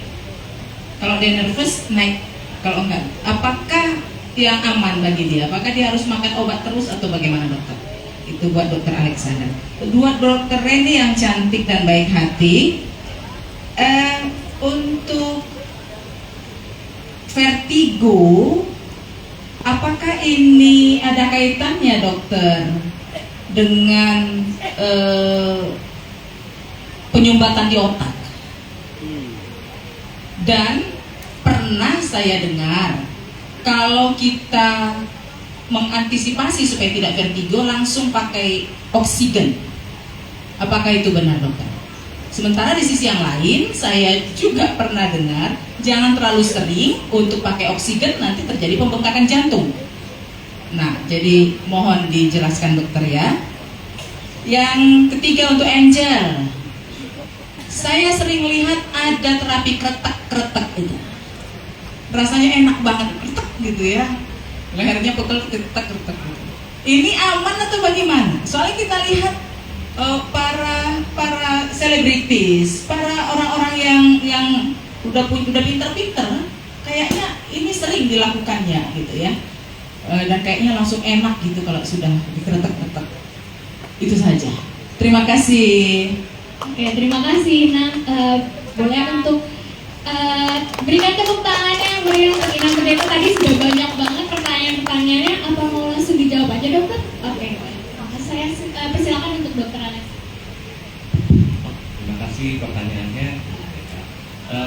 Untuk pertanyaan pertama tadi yang tentang emosi, salah satu untuk menjaga, karena tekanan darah tadi salah satunya terpengaruh dengan emosi, terutama bagian sistoliknya ya, yang bagian atas. Itu gampang terpengaruh apabila, karena begitu misalnya kita marah, itu kan sebetulnya ada respon dari tubuh itu yang namanya itu epinefrin, kayak bagian simpatis gitu. Tanyanya dokter Reni, parasimpatis itu adalah respon orang ketika mau diajak perang atau berantem, namanya respon fight or flight. Jadi misalnya terjadi seperti itu, pembuluh darah akan mengecil, jadi dia akan meningkatkan nafas, mengecil pembuluh darah, jadi dia untuk merespon kayak orang mau berantem, jadi menyiapkan badan, jadi tekanan jantung lebih cepat, tekanan darah jadi lebih tinggi. Karena itu orang yang marah-marah dibilang tekanan darah tinggi itu lebih karena kalau marah tekanan darah jadi tinggi. bukan berarti orang tekanan darah tinggi biasa terus jadi gampang marah sih seharusnya ya. Tapi terbiasanya seperti itu. Kemudian untuk yang kedua tadi anaknya ya. Oh ya, untuk anaknya umur 18. 17. Jadi tadi seperti disampaikan, itu ada hipertensi yang primer atau sekunder. Untuk primer itu apabila orang tuanya dua-duanya atau salah satunya darah tinggi, kemungkinan anaknya memang bisa darah tinggi apabila tadi mungkin faktor resikonya obesitas atau ada misalnya pola makannya nggak bagus atau makan dan tingkat garamnya tinggi. Tapi kalau terlalu muda, misalnya di bawah 30, itu kita harus mencari tahu apakah dia memang sebetulnya hipertensi primer atau sekunder. Kalau sekunder itu beberapa penyakit bawaan itu bisa menjadikan orang darah tinggi, misalnya kayak gangguan tiroid, apakah dia ada gangguan gen. Kemarin seperti pasien saya umur 17 tahun, tensinya 160, terus ternyata dia ada bawaan genetika kelainan lain yang sebetulnya bukan masalah hipertensinya doang, ada penyakitnya harus diobatin, apakah ada masalah ginjalnya, hormonnya, dan lain-lainnya. Ada baiknya kalau masih muda sebaiknya diperiksakan karena takutnya nanti ada masalah di tempat lain, ginjal dan lain-lainnya gitu. Kemudian untuk tata laksana hipertensi, kalau misalnya tidak secara obat, prinsipnya tadi aktivitas fisik, pola makan, yang mengubah gaya hidup tadi sebenarnya. Kalau puasa dikatakan bisa ya, ini sebenarnya masalah hidup kita banyaknya dari mulut ya. Kalau masuk makan itu ya karena natrium, lemak dan lain-lain itu meningkatkan tekanan darah, risiko tekanan darah. Ya secara kasar dibilang puasa memperbaiki tekanan darah ya bisa jadi aja. Tapi masa orang harus puasa setiap hari kan enggak. Yang intinya adalah isi makanannya diseimbangkan, tadi garamnya jangan banyak-banyak, di bawah 5 gram kalau bisa, kemudian membatasi micin, natrium. Kan micin itu monosodium glutamate ya, sodium garam juga berarti dia sebetulnya. Kemudian menghindari rokok, alkohol, menurunkan berat badan, olahraga dan seperti itu. Itu untuk terapi non farmakologis tadi. Itu untuk yang dari saya. Inang gimana? Udah puas Inang? Baik, untuk pertanyaan untuk saya, pertama, vertigo ada hubungan atau tidak dengan sumbatan ya Inang ya? Ya, jadi tadi yang seperti saya bilang, vertigo itu ada yang perifer dan ada yang sentral. Nah, kalau yang perifer itu dia di telinga, mata gitu ya, atau sinusitis itu aman. Cuma kalau tidak kita perbaiki seperti sinusitis atau gigi berlubang, dia bisa menyebabkan meningitis, infeksi bagian kepala. Jadi itu lebih parah lagi. Sementara kalau yang dia itu tipe sentral adalah vertigo, itu gejala dari stroke di cerebellum. Jadi sebenarnya vertigo itu tidak ada hubungannya langsung dengan dia penyumbatan, tetapi vertigo itu adalah salah satu gejala dari sumbatan di otak, itu area otak kecil atau cerebellum. Nah, tetapi ada juga vertigo akibat saraf kejepit di leher, itu menyebabkan pembuluh darahnya berkelok. Nah, pembuluh darah yang berkelok di sini itu memberikan aliran darah pertengahan otak ke atas, ke bawah, maaf. Jadi pertengahan otak ke bawah itu dia ada cerebellum otak kecil, pengontrol mata, pengontrol untuk telinga. Nah, kalau itu kesumbat, itu juga bisa dari leher sini kesumbat, itu bisa stroke juga. Jadi memang semua itu adalah gejala dari sumbatan, salah satunya vertigo. Ada juga yang matanya tiba-tiba buta sebelah, ya. Nah, untuk yang apakah oksigenasi itu bisa kita berikan pada pasien vertigo, sebenarnya sih tidak langsung Inang. Tapi ada orang sugesti kalau dapat itu oksigenasi dia merasa lebih tenang. Tapi itu sebenarnya tidak ada hubungan. Nah, karena apa? Kalau oksigenasinya dia sekitar 3-5 liter aman. Tapi ada orang nggak terasa, langsung 10. Itu merusak mukosa hidung. Jadi mukosa hidung itu adalah untuk mencegah kuman-kuman langsung masuk di mana area yang paling dekat otak. Jadi dia kalau kering itu kuman bisa masuk, terjadilah radang otak atau infeksi di selaput radang otak. Jadi tidak ada hubungannya sih, Nam. Jadi sebenarnya boleh dipakai, boleh tidak, tapi kalau dipakai pun jangan dengan yang tekanan tinggi. Jadi cuma sekitar 2-3 liter, demikian. Oke, pertanyaannya kalau kretek gimana? Jujur itu pertanyaan yang paling sering sama dari pasienku. Kalau misalnya melihat ada yang kretek itu, baiknya browsing dulu backgroundnya apa. Kalau backgroundnya medis dan ambil course ke luar negeri, jadi itu ada chiropractor atau chiropraktor tulisannya, dan osteopat itu aman kalau memang backgroundnya medis karena akan belajar anatomi.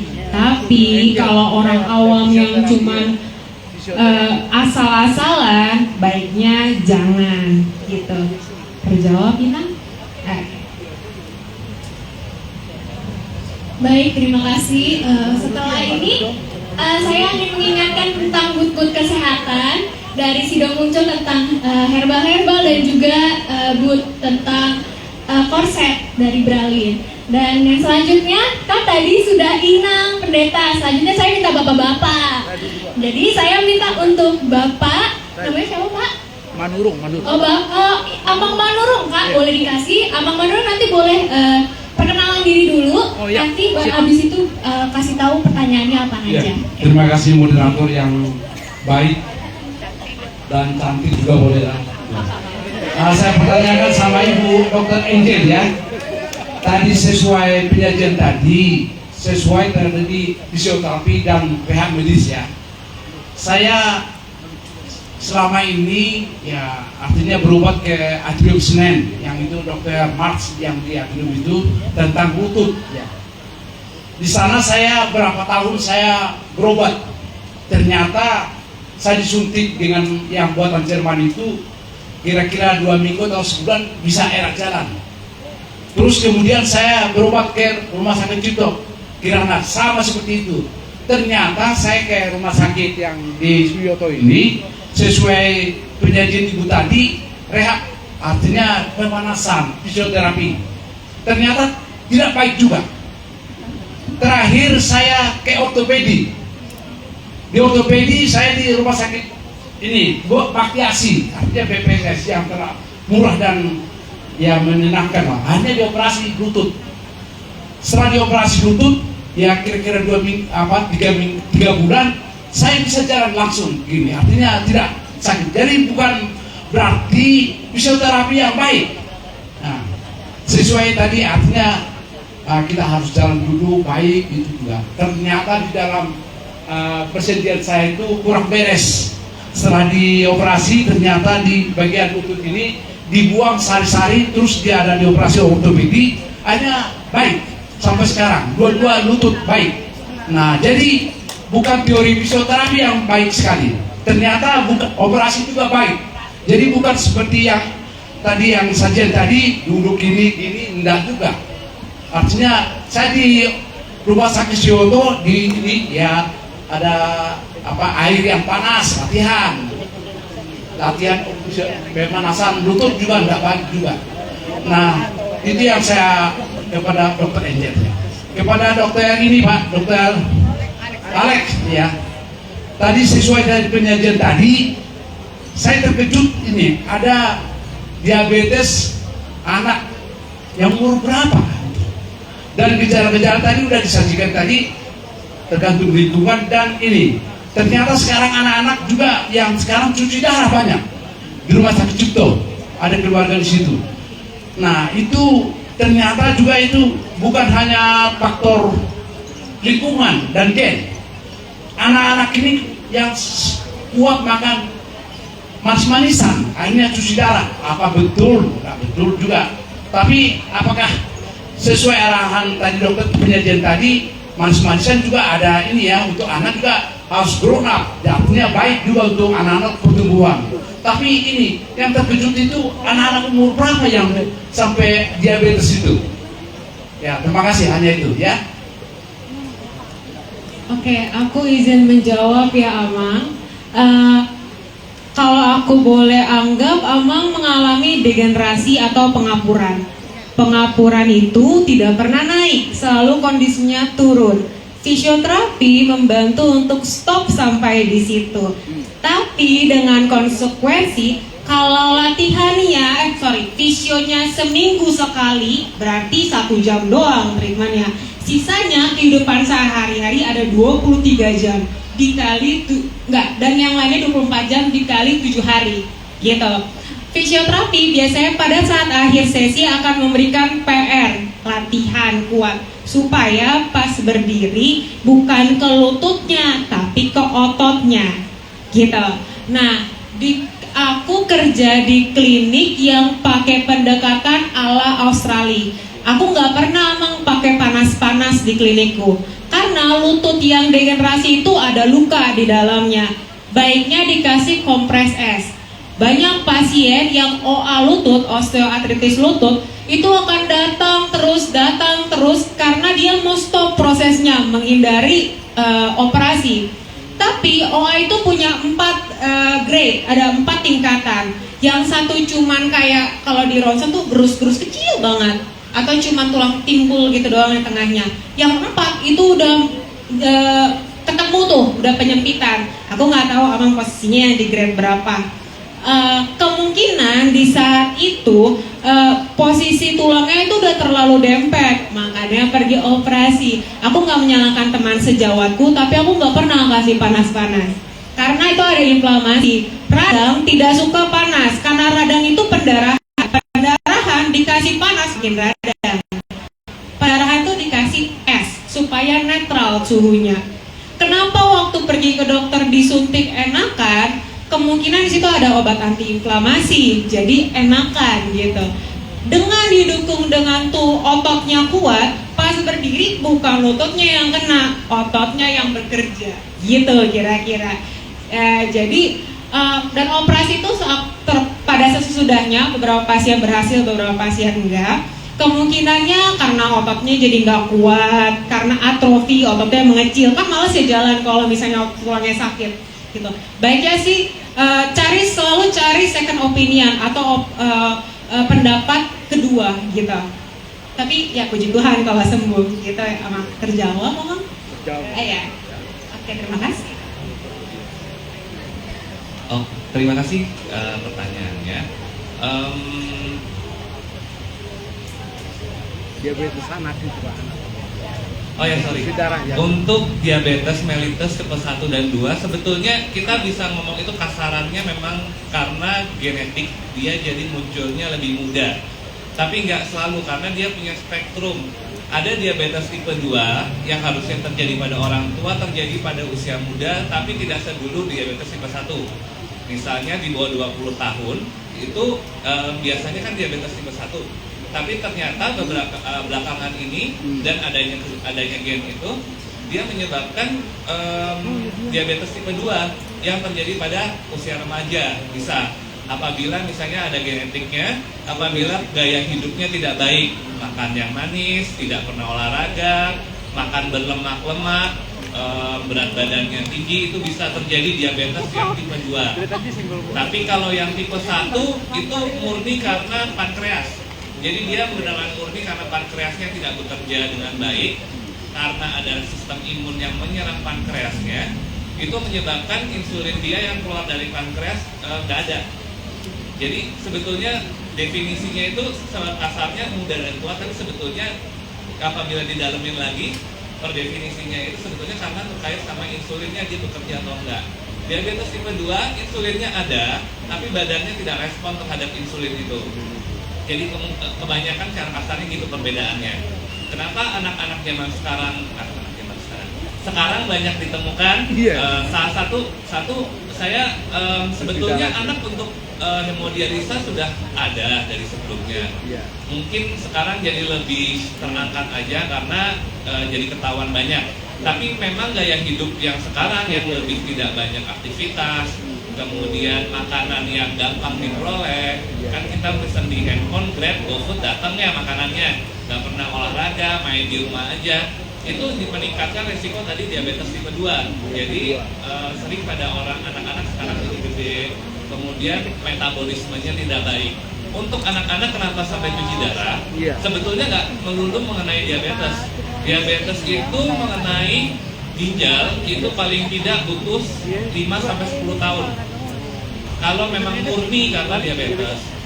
Tapi pada anak-anak itu banyak kondisi-kondisi lain yang menyebabkan gangguan ginjal, seperti misalnya peradangan, seperti infeksi, sindrom nefrotik, nefritik, ataupun gagal ginjal akut, atau hipertensi pun pada anak-anak bisa seperti tadi. Apabila tidak terdeteksi, ternyata hipertensi tipenya tipe yang merusak ginjal dengan cepat. Itu bisa terjadi dalam bulanan, dalam hitungan bulan sejak terdiagnosis dia bisa sampai cuci darah. Tapi kalau misalnya sekarang memang banyak, ya memang pada dasarnya banyak sih. Kalau pada kasus anak itu, mungkin nanti kalau ada kesempatan anak, kalau banyak pertanyaannya. Tapi ya mungkin bisa seperti itu. Jadi nggak melulu tentang gula, tapi ya gaya hidup sekarang memang tidak baik untuk sindrom metabolik. Fast food dan makanan-makanan. Ya. Cukup Pak? Cukuplah dulu. Baik, terima kasih untuk dokter-dokter. Amina, Bapak Ibu di sini untuk mempersingkat waktu kita. Kalau nanti boleh bertanya, tapi kita cukup satu pertanyaan satu untuk dokter. Jadi biar semuanya juga pada dapat untuk pertanyaannya ya, Mang Inang. Oke, jadi saya minta Mang Daninang, kalaupun memang banyak pertanyaannya, satu pertanyaan tapi nyambung gitu loh. Tapi untuk salah satu dokter di depan aja atau terapis di depan aja gitu. Oke. Selanjutnya saya tadi kalau udah dari Inang Pendeta, dari Amang Manurung, selanjutnya dari yang lansia perempuan, boleh dari Inang Situa Borumanik untuk memberikan pertanyaannya.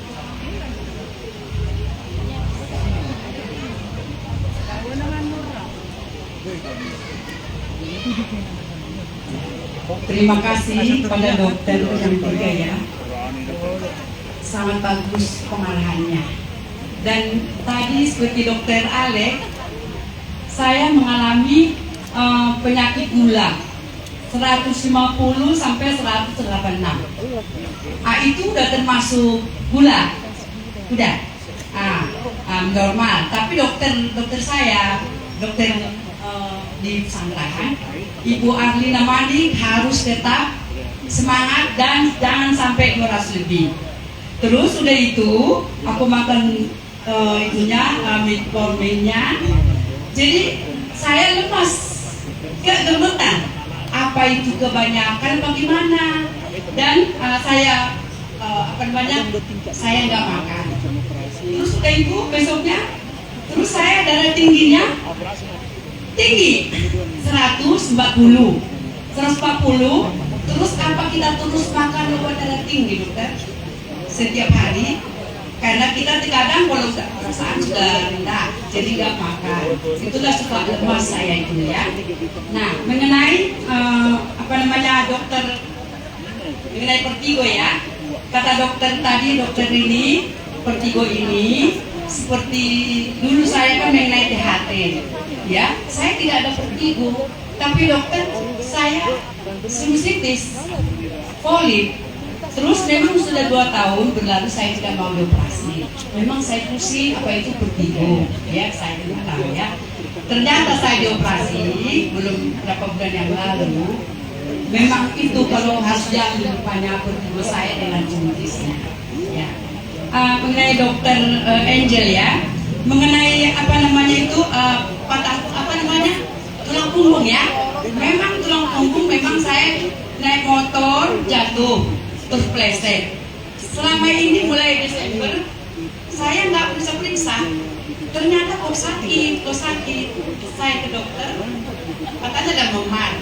Saya terapi sama tadi dengan prakteknya ini dokter di rumah sakit Soto. Terus apa obatnya selain yang terapi? Dan dokter Alek yang ini. Terima kasih atas ini. Terima kasih pertanyaannya. Untuk diabetes, jadi diabetes itu kriterianya dia gula puasa di atas 126 atau gula darah 2 jamnya di atas 200. Kalau tadi gula darah puasa sudah 150, 140 berarti itu sudah diabetes. kecuali di bawah dikit ada yang namanya prediabetes. Apakah harus diobatin? Relatif. Apakah bisa terkontrol atau enggak? Tapi metformin itu tidak membuat orang gula darahnya ngedrop, dia mengontrol dengan baik. Kalau misalnya gula darah ibu biasanya di atas 150, tiba-tiba jadi normal, jadi 120, mungkin agak pusing awal-awal. Tapi apabila tidak diobatin, takutnya komplikasinya bisa terjadi, penumpukan di pembuluh darah dan lain-lain yang lama-lama bisa jadi komplikasi. Saran saya sih dilanjutin saja. Untuk tekanan darah 140 itu sebetulnya bisa dikontrol dengan mengubah pola hidup, makan, olahraga, dan lain-lain. Apabila tidak bisa mencapai targetnya di bawah 140, ya minum obat, mau nggak mau, ya rutin sampai terkontrol. Oke, terima kasih. Lanjutan, tadi Inang bilang sakit kepala saat sinusitis, apakah itu vertigo atau tidak? Nah, seperti tadi yang kita bahas, Inang, kalau vertigo itu adalah sensasi berputar. Jadi dia mau berputar, kita yang melihatnya berputar sekitar, atau kita seperti berputar tapi sekitar diem. Nah, atau dia seperti di kapal. Jadi dia sensasi gangguan keseimbangan. Kalau Inang tidak merasakan itu, berarti itu bukan vertigo. Tapi memang sinusitis juga bisa bikin sakit kepala. Dan waktu Inang dioperasi, saat dioperasi sakit kepalanya masih sering kambuh nggak Inang? Oh enggak, ya puji Tuhan ya. Ya, jadi itu bukan vertigo Inang. Inang klarifikasi dulu. Tadi itu Desember jatuh, terus gak enak, terus beberapa akhir terakhir ini sakit lagi gitu. Oke. Ini banyak banget kasus ketika dulu jatuh, terus sakit. Cara jalannya jadi yang tadinya tegap jadi nahan. Kalau sakitnya misalnya di kanan, perginya ke kiri. Jadi percaya ke kiri kan, lama-lama kirinya capek. Nah, capeknya itu sampai pinggang-pinggang. Berat Desember sekarang berarti 7 bulan. Satu sisi menahan sakit. Ini kalau case-nya Inang udah X-ray, ronsen, MRI pinggangnya nggak kenapa-napa ya, kemungkinan aku sering sebutnya lumbopelvic hip complex. Jadi ketika kita jalan akan ada otot yang harusnya on, ada otot yang harusnya off. Dia setiap kali langkah ganti otot gitu. Nah, ketika Inang waktu fisio dikasih PR nggak di rumah? Ya, setiap hari nggak dilakuin ya? Setiap waktu tidur, oke. Jadi kalau fisio itu pertama kali pasti dikasih dulu nih, pasti dia nganalisa dulu ototnya kenapa, yang luar-luar dulu, baru sampai ke kekuatan ototnya. Prosesnya biasanya relaksasi otot dulu, habis ototnya udah relax dikasih stretching, kalau ototnya udah oke dikasih strengthening atau penguatan, kalau udah oke baru ke yang lanjutan, cara jalan, cara duduk gitu ya. Untukannya selalu itu. Otot kalau penguatan itu butuh 3 bulan konsisten, tidak boleh libur sehari pun untuk dia kuat. Jadi kalau misalnya mau bungkuk ke berdiri, otot perutnya otomatis ngebangunin, bukan otot pinggang belakang, bukan setengah-setengah, tapi sekelilingnya gitu. Nah, saranku Inang coba dulu 3 bulan tanpa libur untuk strengthening atau penguatan otot perut.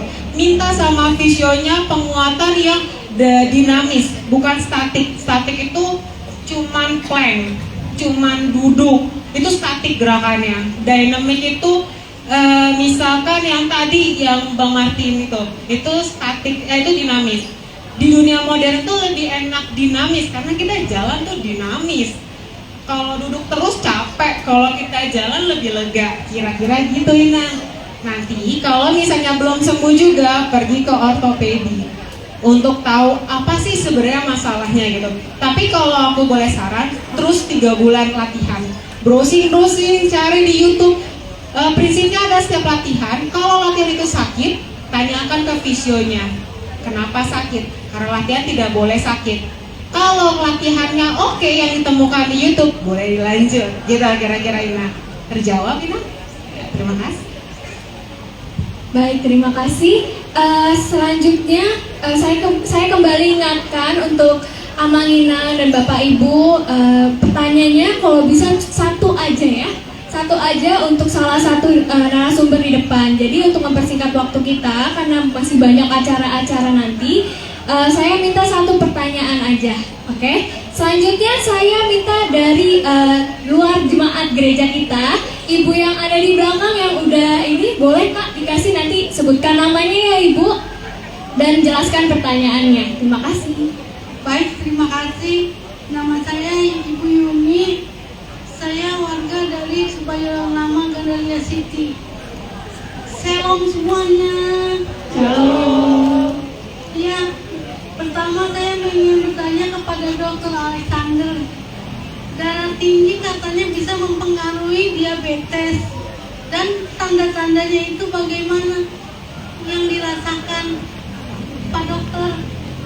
Dan kepada Ibu Reni Utauru, saya ingin bertanyakan, saya di kepala saraf otak saya pembuluh darahnya sudah pecah.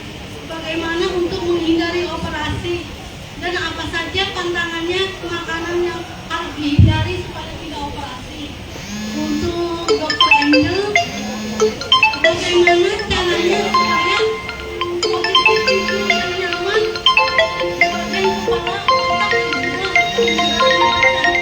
dan juga sekian dan terima kasih. Baik, terima kasih Ibu untuk pertanyaannya tadi. Untuk hipertensi, sebetulnya hipertensi, kolesterol, diabetes, termasuk obesitas ya. Karena semua kenapa mereka terkait? Karena mereka melalui satu jalur yang sama. Jadi antisipasi yang tidak baik, kalau yang ini dia akan membuat gangguan pembuluh darah, jadi dia akan bersamaan. Kalau pola hidupnya yang menyebabkan darah tinggi itu tidak diubah, dia akan bisa berkembang menjadi misalnya obesitas, diabetes, dan kolesterol. Bukan secara langsung darah tinggi besoknya gula, tapi karena memang dia berbagi satu jalur, satu penyebab asal muasalnya bersamaan sama. Jadi kalau bisa berkaitan satu sama lain. Karena itu dipantau aja setiap periodik, kontrol teratur untuk gula tensinya. Nanti mungkin di dokternya juga akan sedikit banyak akan mengkaji untuk apakah ada penyakit yang lainnya termasuk diabetes. Gejalanya sih memang belum tidak bisa kita lihat secara langsung kalau awal-awal. Gitu Bu. Ya Ibu, tadi stroke pecah pembuluh darah ya. Nah, stroke itu memang ada penyebabnya. Jadi sebenarnya ada dua jenis stroke, sumbatan atau pecah pembuluh darah, dan keduanya adalah salah satu faktor resikonya hipertensi. Nah, tadi Ibu tanya bagaimana caranya supaya tidak terjadi lagi stroke dan tidak perlu operasi gitu ya. Ibu stroke-nya tahun berapa? Setahun setengah. Kalau setahun setengah sih tidak perlu dioperasi ya. Karena setelah 10 hari stroke perdarahan itu diserap sempurna. Jadi tidak perlu dioperasi dan tidak perlu khawatir harus dioperasi, apalagi udah 1,5 tahun. Nah, jadi untuk dihindari itu apa supaya tidak terjadi stroke lagi? Karena tidak harus stroke perdarahan, bisa saja stroke dia itu sumbatan. Hipertensi obatnya harus diminum, terus hindari itu kondisi yang bisa menyebabkan hipertensi, misalnya begadang, stres, Ibu harus olahraga, dan juga harus minum air putih yang banyak ya. Karena apa? Otak itu paling banyak minta cairan. Jadi dari 80% cairan di dalam tubuh kita, 30%-nya itu diminta oleh otak ya. Oke, itu dari saya. Oke, pertanyaannya di posisi tidur ya Bu. Gak ada, boleh minta tolong nggak sini? Bahan praktek. Oke, jadi ya, miring ini. Badan kita tuh kan ada lengkungannya. Tidur yang enak adalah ketika udah terisi semua lengkungannya. Posisi bantalnya itu sampai sini, gitu Ibu. Jadi kalau misalnya tidur itu sampai sini tersanggah, gitu. Atau singkatnya cari bantal yang nyaman. Coba setiap bantal. Nggak melulu kok yang bermerek dan mahal itu enak, gitu. Dan nggak melulu yang murah itu nggak enak. Coba bantal. Coba yang empuk, coba yang agak keras. Itu sih. Baik, terima kasih untuk Ibu Yuni. Sudah cukup paham tadi? Sudah, baik. Saya kembali ingatkan Mama Ina, pertanyaannya cukup satu aja ya Mama Ina. Dan kalaupun memang mau dilanjut nanti boleh tanya nanti di pemeriksaan gratis. Nah, dan juga saya ingatkan satu pertanyaan satu karena dokter kita, Dokter Alexander mau ada dinkes di Jakarta sana. Jadi saya minta untuk Amang dan Nina, saya minta satu pertanyaan aja. Baik. Kalau tadi sudah dari Ibu Yuni, selanjutnya dari bapak-bapak. Nah, boleh bapak yang pakai baju batik, boleh dikasih mic-nya ya. Ya, Amang Inang, begini, karena Dokter Alexander itu akan dukes ke istana, jadi sekarang semua pertanyaan kita tuju ke Dokter Alex dulu ya, 15 menit. Ya. Baik, terima kasih. Saya mau bertanya ke Dokter Alex. Tadi ciri-ciri gula itu tadi kan ada kesemutan. Saya mengalami kesemutan di saat-saat jam tertentu. Artinya kalau saya lagi duduk di kursi, duduk begini, duduk di kursi, sampai berapa jam pun nggak merasa kesemutan. Tapi kalau gitu saya berdiri, tapi di jam-jam tertentu, telapak kaki terasa kesemutan, dan dari telapak kaki sampai lutut itu terasa panas. Apakah itu, pertanyaannya, apakah itu merupakan gula darah itu tadi? Itu yang pertama. Sorry, sama buat dokter Angel. Maaf, kita cukupkan satu pertanyaan aja untuk Alex. Selanjutnya dari Ina ini, boleh dikasih mic-nya? Boleh disebutkan namanya ya Ina? Satu pertanyaan ya Ina. Nyonya Madu, baru nanti dulu. Langsung aja pertanyaannya ke Dokter Alex. Tekanan darah tinggi yang normal 120/80. Tapi saya sudah lama mengalami tensi darah yang di bawah 120 dan bawahnya itu maksimal 65. Apa yang saya lakukan, Dok? Terima kasih saja. Baik, selanjutnya untuk Inang yang pakai topi merah, boleh dikasih Kak? Boleh disebutkan namanya ya Inang, satu pertanyaan aja untuk Dokter Alex.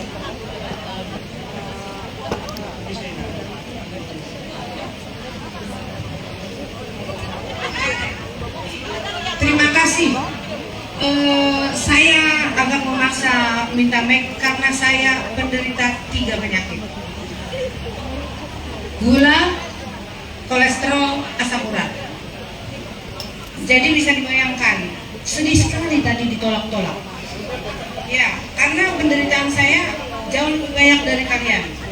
Tapi puji Tuhan, muka saya nggak kelihatan penyakitan. Ya, itu saya bersyukurnya di situ. Terima kasih. Saya orang tua dari Martin tadi yang jadi contoh. Ya.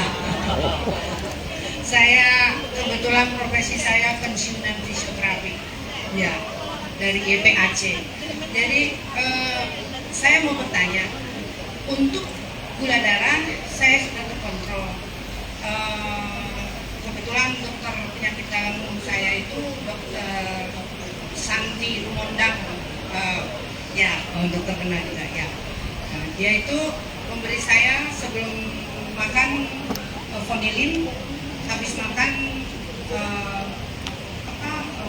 Pioglitason sama Amlixal itu. Nah, baru siang sama malam metformin.